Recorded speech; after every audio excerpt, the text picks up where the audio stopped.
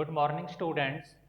I am Karamjit Singh and welcome to Bal Bharati e-education portal.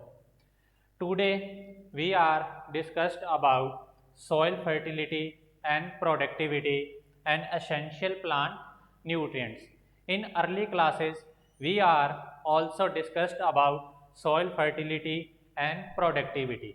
जैसा कि आप जानते हो अपन ने पहले की क्लासेस में भी मृदा उर्वरकता और मृदा उत्पादकता के बारे में जाना था।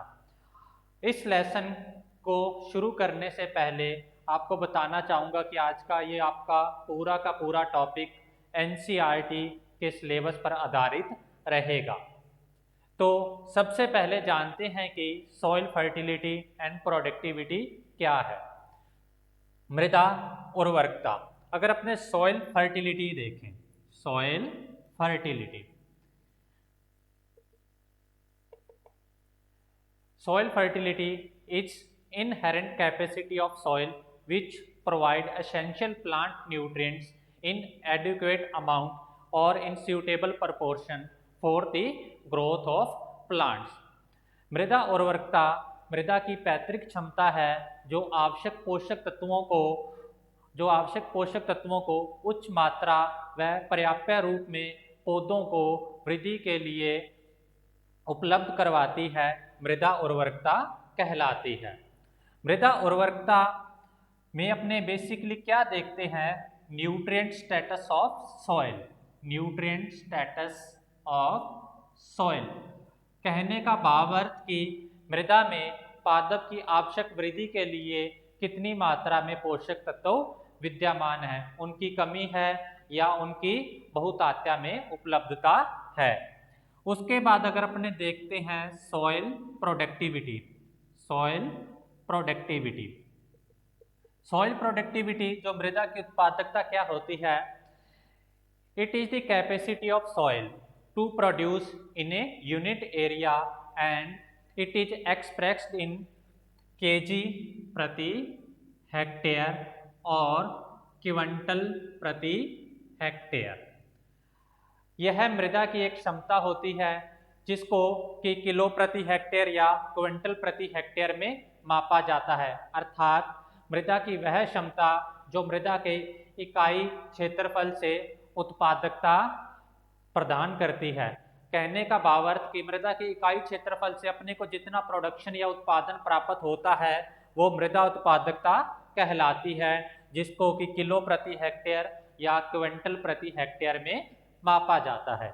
अब देखते हैं कि इन दोनों में मुख्यतः अंतर क्या क्या है, इनमें क्या क्या डिफरेंसेस हैं, soil fertility and soil productivity.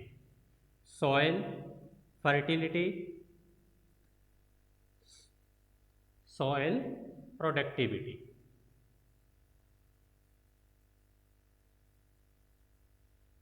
Basically ये क्या है, सॉइल प्रोडक्टिविटी मृदा की वह क्षमता जो पौधों को आवश्यक पोषक तत्व पर्याप्त रूप और उचित मात्रा में उपलब्ध करवाती है। It is the ability of soil to produce all essential plant nutrients in available forms और इन सूटेबल प्रपोर्शन। अब अपने जानते हैं सॉइल प्रोडक्टिविटी क्या होती है, capability of soil to produce specific crop yield under well defined and specific system of management of inputs and environmental conditions। कहने का भावार्थ कि वातावरणीय दशाओं और मृदा का प्रबंधन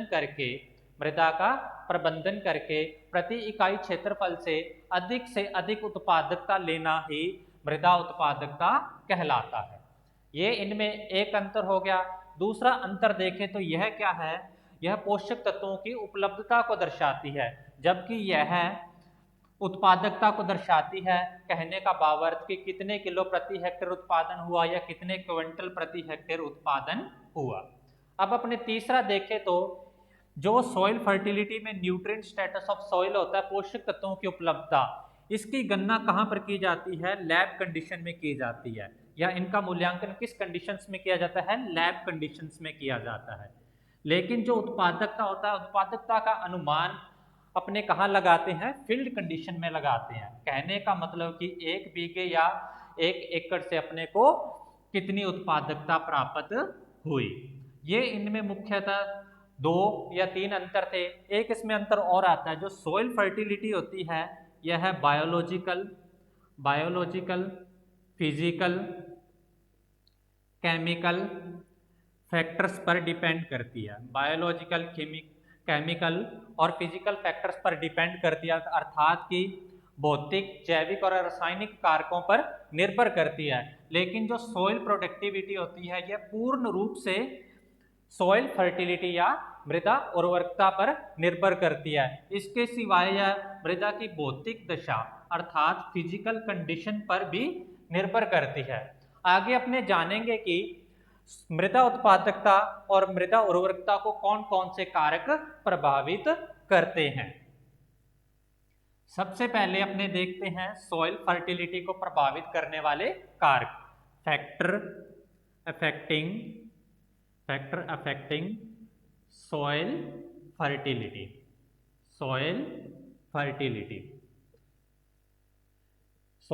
फर्टिलिटी। पहला कारक आता है पेरेंट मटेरियल या जिसको बोलते हैं पैतृक पदार्थ। अब जानते हैं पेरेंट मटेरियल या पैतृक पदार्थ कैसे प्रभावित करता है। देखिए बच्चों, कोई भी सॉइल है उसका निर्माण चट्टानों के रासायनिक और भौतिक अपक्षय से होता है। चट्टानों के भौतिक या रासायनिक अपक्षय होने में बहुत साल लग जाते हैं। आपको मैंने पहले भी बताया है 1 इंच टॉप सॉइल फॉर्मेशन होने में कम से कम 200 साल का समय लगता है। कोई भी चट्टान है उस पर भौतिक प्रहार होंगे, जैसे वर्षा का प्रहार हुआ, वायु का प्रहार हुआ, या कोई भी भूस्खलन की जितनी भी घटनाएं हुई। इसके अलावा उस पर रासायनिक क्रियाएं होती हैं और उसके अलावा जो बायोलॉजिकल क्रियाएं होती है, जैसे सूक्ष्म जीवों की क्रियाएं होती हैं। तो इन सभी क्रियाओं के परिणाम स्वरूप चट्टानें छोटे छोटे टुकड़ों में टूटकर चूर्णित हो जाती हैं, पाउडर फॉर्म में चेंज हो जाती हैं, और उसके बाद धीरे धीरे उसमें बहुत से रासायनिक परिवर्तन होते हैं जिसके फल स्वरूप मृदा का निर्माण होता है। अर्थात जो पैतृक पदार्थ होता है, पैतृक पदार्थ कहने का भाव कि जो पेरेंट मटेरियल होता है उसकी प्रकृति जिस प्रकार की होगी, मृदाओं की उर्वरकता भी उसी प्रकार की होगी। अगर अपने बात करें आग्नेय चट्टानों की या आइगेंस रॉक्स की बात करें तो ये प्रकृति में कैसी होती हैं, ये अपनी नेचर में कैसी होती हैं, ये एसिडिक होती हैं, अम्लीय प्रकृति की होती हैं।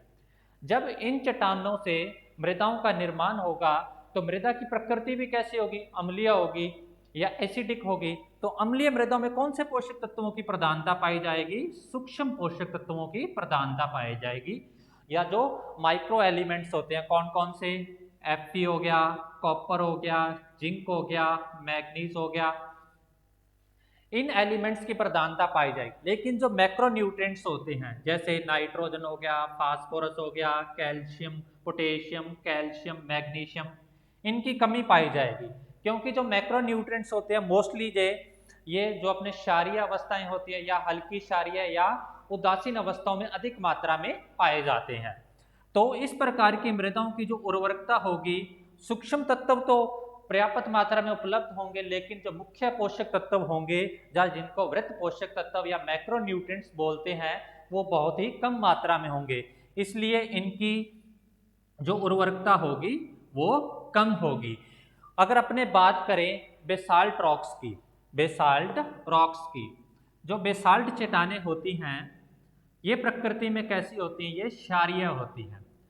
अब क्षारीय होने के कारण इनसे निर्मित होने वाली मृदाओं की प्रकृति भी क्षारीय होगी। तो इनमें कौन कौन से पोषक तत्वों की प्रधानता होगी, नाइट्रोजन की, फास्फोरस, पोटेशियम, कैल्शियम, मैग्नीशियम। तो इनकी उर्वरकता अम्लीय चट्टानों की तुलना में अधिक होगी। तो इनसे निर्मित होने वाली मृदाएं ज्यादातर क्या होंगी, क्ले सॉइल्स होंगी या चिकनी मृदाएं होंगी। तो इनकी मृदा उर्वरकता अम्लीय चट्टानों की तुलना में अधिक होगी। इस प्रकार जो मृदा की उर्वरकता है वो पैतृक पदार्थों पर निर्भर करती है। अब अपने दूसरे फैक्टर की बात करते हैं दूसरा फैक्टर आता है बेटा टोपोग्राफी, टोपोग्राफी या जिसको बोलते हैं स्थलाकृति, स्थलाकृति। अब स्थलाकृति कैसे मृदा उर्वरकता को प्रभावित करती हैं? अगर अपने बात करें पहाड़ी क्षेत्रों की मृदाओं को, जो हिल्स रीजन होता है, अगर वहाँ की मृदाओं को देखें तो हिल्स में जब वर्षा होती है, वर्षा होने के कारण जो अधिकांश पोषक तत्व होते हैं पहाड़ी क्षेत्रों की मृदाओं को, वो वर्षा जल के साथ मिलकर धीरे धीरे मैदानी क्षेत्रों में आ जाते हैं और वो पूरे के पूरे पोषक तत्व कहाँ पर जमा हो जाते हैं, कहाँ पर गैदर्स हो जाते हैं? मैदानी क्षेत्रों में। मैदानी क्षेत्रों में जमा होने के कारण मैदानी क्षेत्रों की मृदाएं तो अधिक उर्वरक हो जाती हैं और जो पहाड़ी क्षेत्र या हिल्स रीजन होता है उस क्षेत्र की मृदाएं कम उर्वरक हो जाती हैं, क्योंकि उसमें से अधिकांश पोषक तत्व वर्षा जल के साथ निक्षालित हो जाते हैं या इजीली लीच आउट हो जाते हैं। अब बात करते हैं अपने तीसरा फैक्टर की, सॉइल एज। सॉइल एज, मृदा की जो आयु होती है, यह मृदा उर्वरकता को कैसे प्रभावित करती है? जो मृदा जितनी पुरानी होगी, जितनी ओल्ड एज की होगी, उसमें उतनी ही ज़्यादा रासायनिक, भौतिक व जैविक क्रियाएं संपन्न हो चुकी होंगी। कहने का भाव अर्थ कि अगर कोई मृदा बहुत ही पुरानी है तो उसमें लगातार कर्षण क्रियाएं होती रही होंगी, जिसके कारण निरंतर उसमें से पोषक तत्वों का ह्रास होता रहा होगा, उसमें निरंतर भूक्षरण होता रहा होगा। भूक्षरण कहने का भाव अर्थ कि इरोजन होता रहा होगा, मृदा का, उपजाऊ मृदा का एक स्थान से दूसरे स्थान पर चले जाना। अब आप सोच रहे होंगे उपजाऊ मृदा एक स्थान से दूसरे स्थान पर कैसे चली जाती है? जैसे अपने खेत को सिंचित करते हैं तो सिंचाई जल के साथ भूमि की ऊपरी परत या उपजाऊ परत का एक स्थान से दूसरे स्थान पर चले जाना, या वायु क्षरण के द्वारा मृदा के हल्के कणों का या मृदा की ऊपरी परत का एक स्थान से दूसरे स्थान पर स्थानांतरित हो जाना, आदि कारणों से मृदा का क्षरण होता है। यह क्षरण जितनी मृदा की आयु ज्यादा होगी उतना ही अधिक हुआ होगा। अगर अपने उसके साथ साथ जितनी भी खेत में कृषि क्रियाएं होती रही होंगी, निरंतर रूप से पोषक तत्वों का ह्रास भी होता रहा होगा, उसकी मृदा उर्वरकता भी निरंतर कम होती चली गई होगी या सॉइल फर्टिलिटी कंटिन्यूसली रिड्यूस होती गई होगी। अब चौथी अपने बात करते हैं, पेरेंट मटेरियल हो गया, पैतृक पदार्थ हो गया, स्थलाकृति हो गया, मृदा आयु हो गया। अब बात करते हैं अपने सॉइल प्रोफाइल की, सॉइल प्रोफाइल की या मृदा की जो मृदा परिच्छेदिका।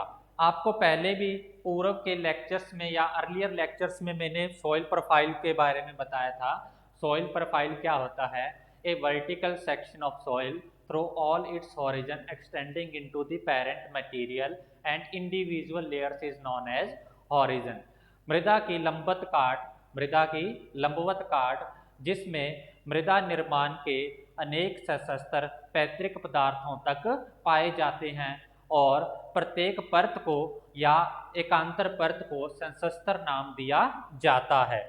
मृदा की अगर सॉइल प्रोफाइल, अब अपने सॉइल फर्टिलिटी या मृदा उर्वरकता को कैसे प्रभावित करेगी? अब देखिए बच्चों, जो मृदा जितनी पुरानी होगी उसमें सॉइल प्रोफाइल भी उतनी ही विकसित होगी। सॉइल प्रोफाइल विकसित होने का मतलब क्या है?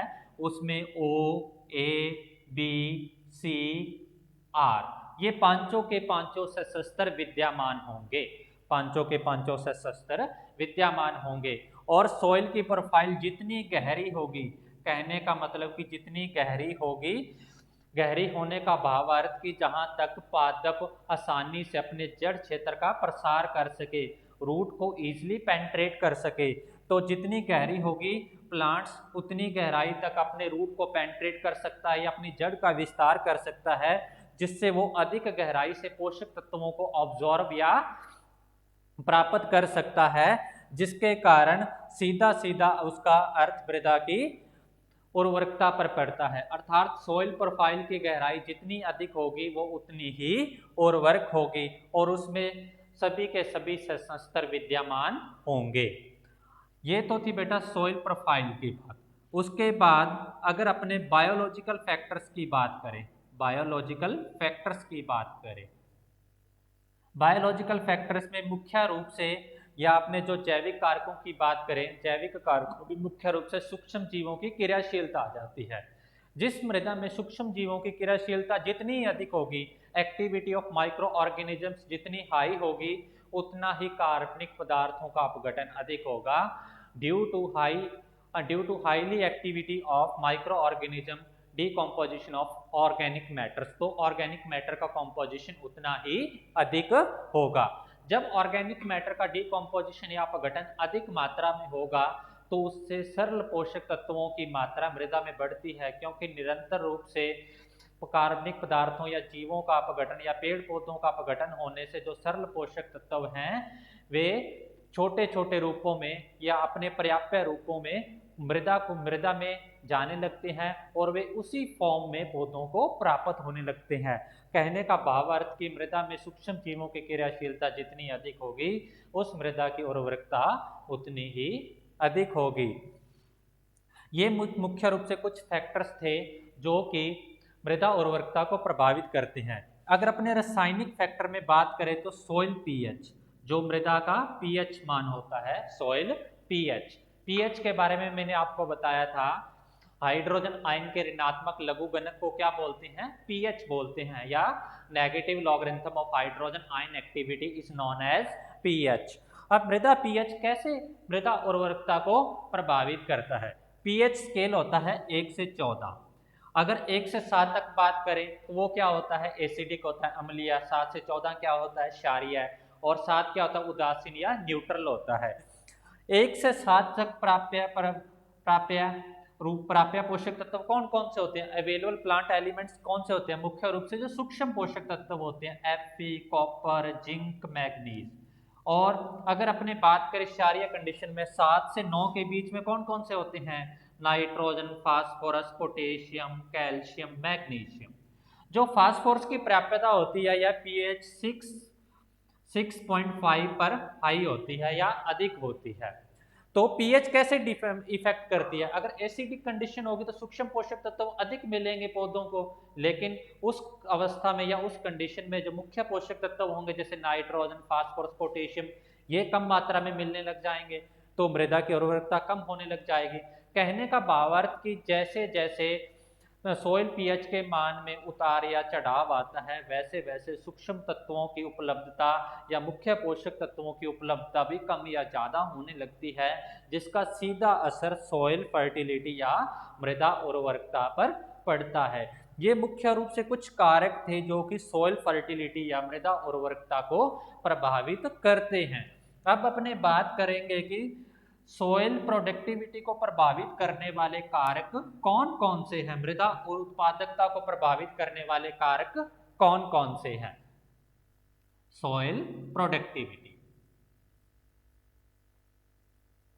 सोइल प्रोडक्टिविटी मुख्य रूप से दो कारकों पर निर्भर करती है। पहला तो सोइल फर्टिलिटी पर निर्भर करती है, सोइल फर्टिलिटी पर निर्भर करती है, मृदा उर्वरकता पर निर्भर करती है। दूसरा वो फिजिकल फैक्टर्स पर डिपेंड करती है, फिजिकल फैक्टर्स पर डिपेंड करती है, भौतिक कारकों पर निर्भर करती है। अब जानेंगे कि मृदा उत्पादकता मृदा उर्वरकता पर निर्भर कैसे करती है। जितनी भी उर्वरक मृदाएं होती हैं वे उत्पादक हो भी सकती हैं, नहीं भी हो सकती। कहने का भाव अर्थ कि जैसे पहाड़ी क्षेत्रों की मृदाएं हैं, वो दुर्गम इलाकों की मृदाएं हैं, वे उर्वरक हो सकती, लेकिन दुर्गम इलाकों में खेती किया जाना संभव नहीं है। उस इलाके में खेती करने के लिए बहुत से प्रयास करने पड़ेंगे, तब जाके अपने सफल होंगे। इसलिए कहने का भाव अर्थ कि जितने भी उर्वरक मृदाएं होती हैं वे उत्पादक हो भी सकती हैं और नहीं भी हो सकती। कहने का मतलब a fertile soil may not be productive, but a productive soil always fertile. लेकिन जो उत्पादक सॉइल होती है वो हमेशा उर्वरक होती है। कहने का भाव अर्थ कि जो मृदा उत्पादक मृदाएं होती हैं वे हमेशा मृदा उर्वरकता विद्यमान रखती हैं। अब सॉइल फर्टिलिटी, जिस मृदा में उर्वरकता विद्यमान होगी, जिस मृदा में उत्पादन करने की क्षमता होगी, वो ही अपने को उत्पादन देगी ना। तो इसलिए जो सॉइल प्रोडक्टिविटी होती है वो मृदा उत्पादकता सॉइल फर्टिलिटी मृदा उर्वरकता पर निर्भर करती है। अब आते हैं फिजिकल फैक्टर्स। फिजिकल फैक्टर मृदा उत्पादकता को कैसे प्रभावित करते हैं। पहले जानते हैं कि कौन कौन से भौतिक कारक मृदा उत्पादकता को प्रभावित करते हैं। जैसे मृदा का कणाकार हो गया, मृदा कणाकार, कणाकार जो सॉइल टेक्सचर्स हो गया, सॉइल टेक्सचर। दूसरा होता है मृदा की संरचना, मृदा संरचना, सॉइल स्ट्रक्चर, सॉइल स्ट्रक्चर। तीसरा जो भौतिक कारक होता है मृदा जल धारण क्षमता, मृदा जल धारण क्षमता, water holding capacity, water holding capacity.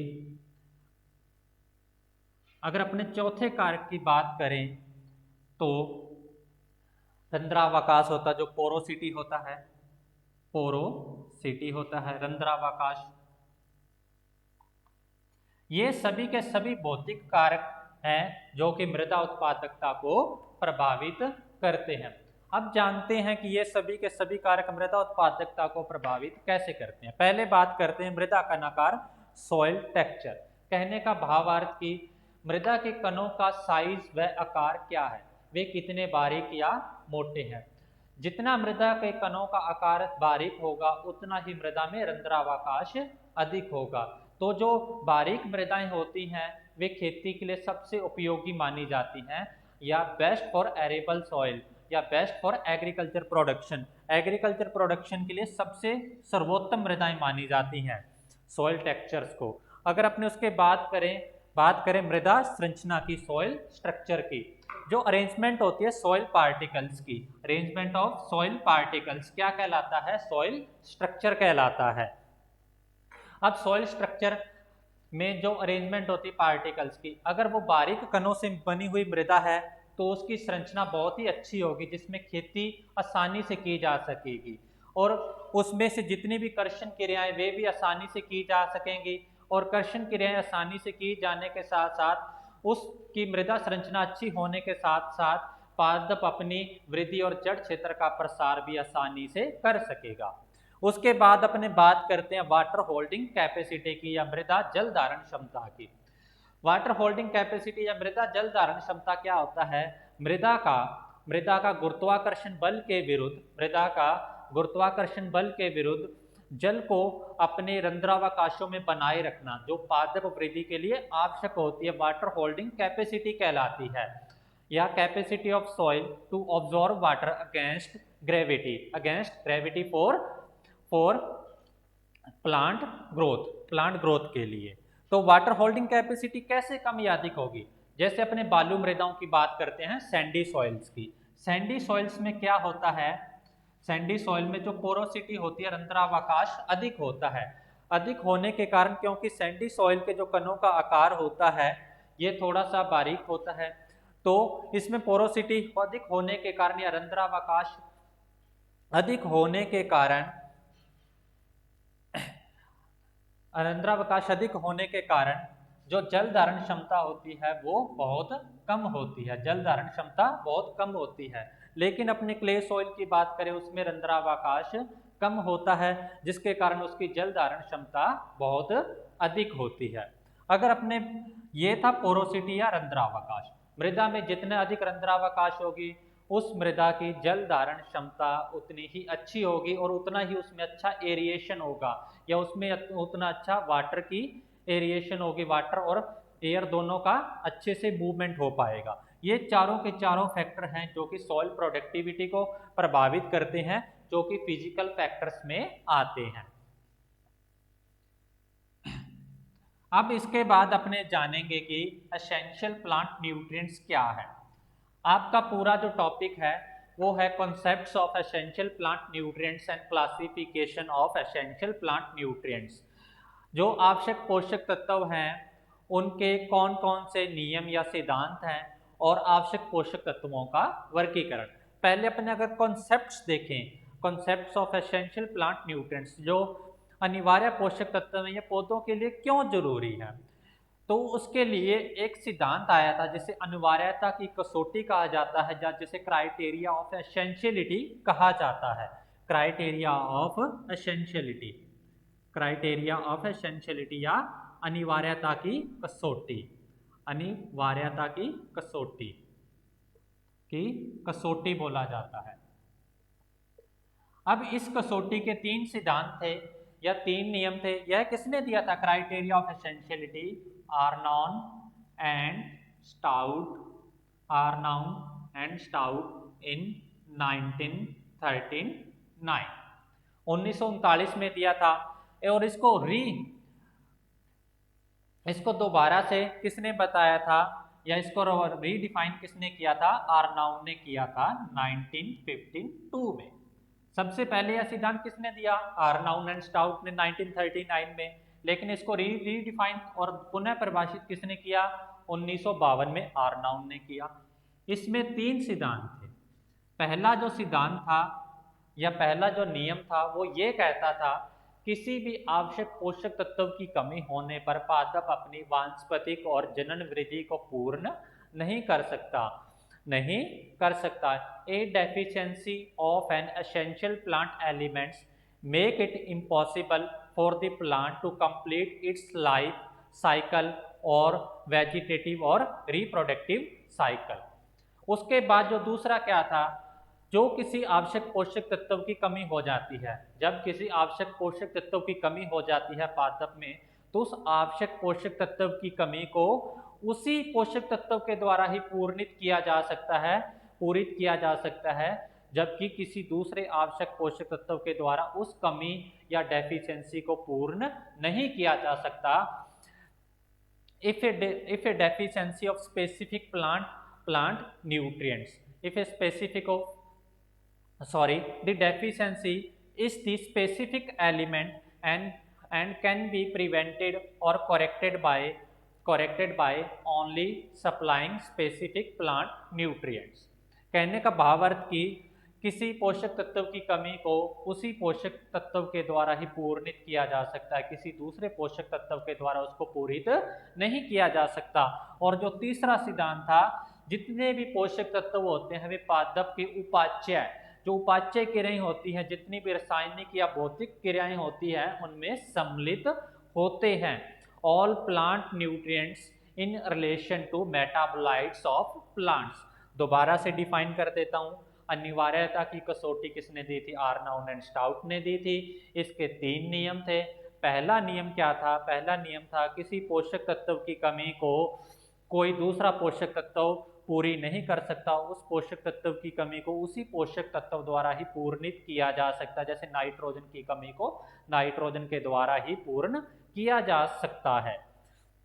उसके अलावा किसी पोषक तत्व की कमी होने पर, किसी आवश्यक पोषक तत्व की कमी होने पर पादप अपनी वानस्पतिक व जनन वृद्धि को रोक देता है, अर्थात वह अपना जीवन चक्र पूर्ण नहीं कर पाता। जैसे फास्फोरस की कमी होने पर पादप का जीवन चक्र रुक जाता है, वो अपना जीवन चक्र पूर्ण नहीं कर पाता। तीसरा नियम क्या कहता था? तीसरा नियम कहता था जितने भी पोषक तत्व हैं वे पादप के उपाच्य से संबंधित होते हैं, अर्थात उसकी रासायनिक क्रियाओं से होते हैं। उसके भोजन, प्रकाश संश्लेषण से लेकर उसके भोजन निर्माण और ऊर्जा निर्माण तक के कार्यों में सम्मिलित होते हैं। पहला अगर इंग्लिश में बताऊं तो क्राइटेरिया ऑफ एसेंशियलिटी के 3 प्रिंसिपल या 3 रूल्स थे। A deficiency of an essential plant elements make it impossible for the plant to complete the vegetative और reproductive stage of its life cycle. Second जो रूल्स था वो क्या बोलता था? The deficiency of specific plant elements can be corrected or prevented by only specific elements. All the plant nutrients relate to metabolites of plants। ये तो था criteria of essentiality. Criteria of essentiality में 17 पोषक तत्वों को पादपों के लिए अनिवार्य बताया गया था। 17 पोषक तत्वों को पादपों के लिए अनिवार्य बताया गया था, जिसमें जो निकिल था यह 17वां पोषक तत्व था, जिसकी खोज 1985 में ब्राउन एट ऑल ने की थी। ब्राउन एट ऑल ने की थी। यहाँ एट ऑल का भाव अर्थ है कि उसके संयोगियों ने की थी, ब्राउन और उसके सहयोगी। अब अपने जानेंगे कि कौन कौन से पोषक तत्व और कितने पोषक तत्व पादप वृद्धि के लिए आवश्यक है। उसके बाद अपने इनका वर्गीकरण या क्लासिफिकेशन देखेंगे। मुख्य रूप से जो फंक्शनल न्यूट्रिएंट्स है या क्रियात्मक पोषक तत्व है, फंक्शनल न्यूट्रिएंट्स हैं, फंक्शनल न्यूट्रिएंट्स क्रियात्मक पोषक तत्व, ये कितने हैं बेटा? 21 है, 21 है, जिसमें से essential plant nutrients, essential plant nutrients आवश्यक पोषक तत्व कितने हैं? 17 है। और 4 क्या है बेटा? बेनिफिशियल, बेनिफिशियल प्लांट न्यूट्रिएंट्स हैं, प्लांट न्यूट्रिएंट्स। 4 लाभदायक पोषक तत्व हैं, इन दोनों को मिला के ये कितने हो जाते हैं बेटा? 21 हो जाते हैं। तो क्रियात्मक पोषक तत्व कितने हो गए? 21 हो गए। आवश्यक पोषक तत्व 17 और लाभदायक पोषक तत्व कितने हो गए? 4 हो गए। अब अपने इन्हीं 21 पोषक तत्व का वर्गीकरण देखेंगे या क्लासिफिकेशन देखेंगे। अगर अपने क्लासिफिकेशन देखें, वर्गीकरण, तो अपना क्लासिफिकेशन स्टार्ट करते हैं पोषक तत्वों की मात्रा के आधार पर, पोषक तत्वों की मात्रा के आधार पर, बेस्ड ऑन अमाउंट रिक्वायर्ड,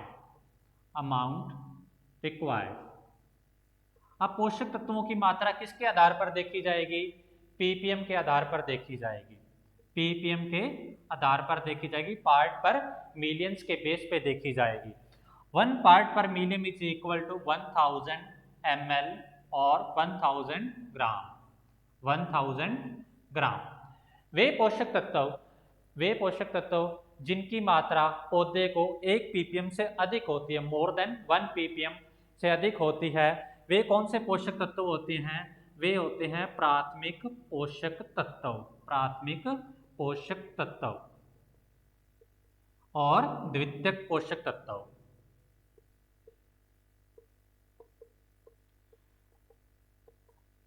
प्राथमिक पोषक तत्व या प्राइमरी एलिमेंट्स कौन कौन से होते हैं? Nitrogen, phosphorus, potassium. Secondary elements कौन कौन से होते हैं? Calcium, magnesium, sulphur. इसके बाद आते हैं माइक्रो या सूक्ष्म पोषक तत्व, माइक्रो या सूक्ष्म पोषक तत्व। सूक्ष्म पोषक तत्वों की मात्रा की आवश्यकता पौधे को 1 ppm से कम होती है, less than 1 ppm, less than 1 ppm। सूक्ष्म पोषक तत्व कौन कौन से होते हैं? Fe, copper, zinc, manganese, molybdenum, chlorine, निकल एटसेट्रा। इसके बाद 4 बेनिफिशियल एलिमेंट्स आते हैं, कौन कौन से होते हैं? Vanadium, cobalt, silicon, sodium. इसको याद करने की ट्रिक होती है विकोसिना, वेनेडियम, कोबाल्ट, सिलिकॉन, सोडियम। इनकी मात्रा भी 1 ppm से कम रिक्वायर्ड होती है प्लांट्स को। तो बेसिकली ये क्लासिफिकेशन किस बेस पे था? Based on amount required. अब अपने सेकंड क्लासिफिकेशन देखते हैं प्लांट्स का, based on functional activities in plant. पोषक तत्वों की क्रियात्मकता के आधार पर अपने एसेंशियल प्लांट न्यूट्रिएंट्स का वर्गीकरण देखेंगे। पहले आते हैं आधारीय पोषक तत्व या बेसिक एलिमेंट्स।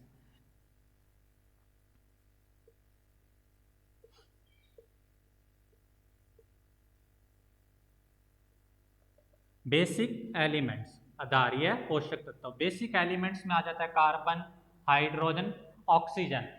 जो 95% पोर्शन होता है प्लांट्स का, जो भाग होता है, ये किससे मिलकर बना होता है? कार्बन, हाइड्रोजन, ऑक्सीजन का।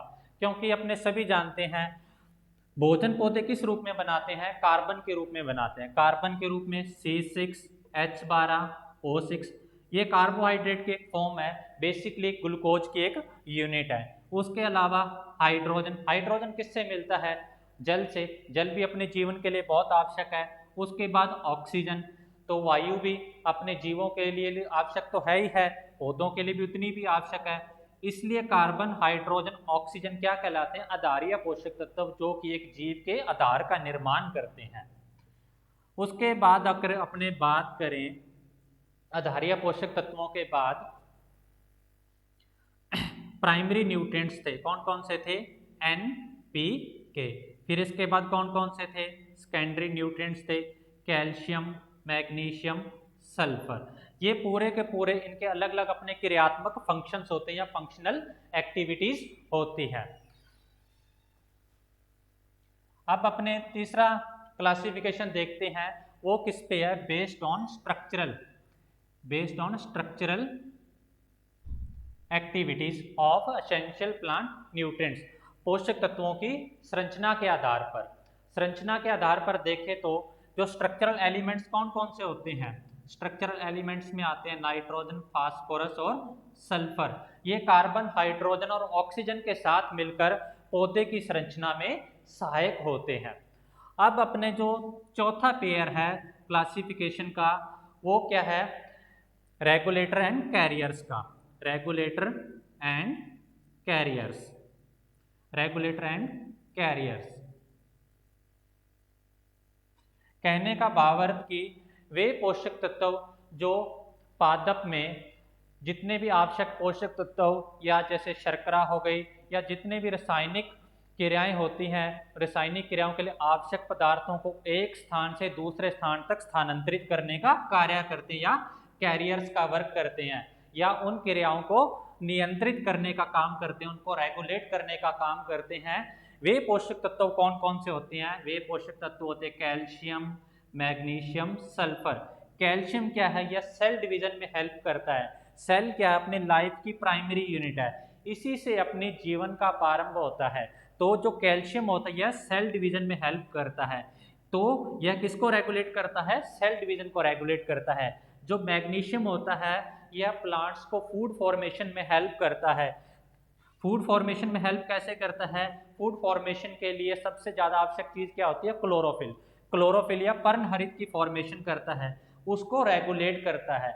तो उसको रेगुलेट या पर्णहरित की फॉर्मेशन के बाद फूड निर्माण के लिए आवश्यक पदार्थों को जुटाता है या उनका संग्रह करता है, कैरियर्स का वर्क करता है।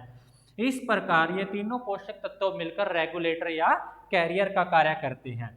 जो सल्फर होता है या जो अपने ऑयल सीड क्रॉप्स होती हैं, तिलहनी फसलें होती हैं, उनमें तेल निर्माण में बहुत सहायक होता है, अर्थात यह तिलहनी फसलों की क्रियाओं को नियंत्रित करता है।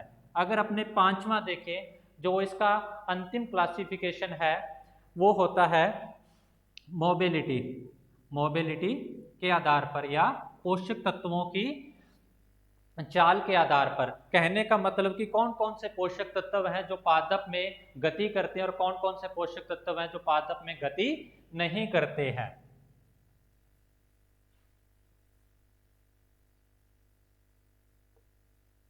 बेस्ड ऑन मोबिलिटी, वे पोषक तत्व जो अत्यधिक गतिशील होते हैं पौधक में, हाईली मोबाइल। अत्यधिक गतिशील पोषक तत्व कौन कौन से होते हैं? Nitrogen, phosphorus, potassium. ये मृदा में 1 ppm से अधिक मात्रा में उपस्थित होते हैं, जिस कारण मृदा के द्वारा पौधे इनको आसानी से ग्रहण कर लेते हैं, और ये अधिक गतिशील होने के कारण ये पौधे के ऊपरी भाग में अधिक संग्रह होते रहते हैं, जिसके कारण पौधे का जो निचला भाग होता है उसमें क्या हो जाती है? कमी हो जाती है। जिसके कारण इन तीनों पोषक तत्वों की कमी के लक्षण पौधे के किस भाग पे दिखाई देते हैं?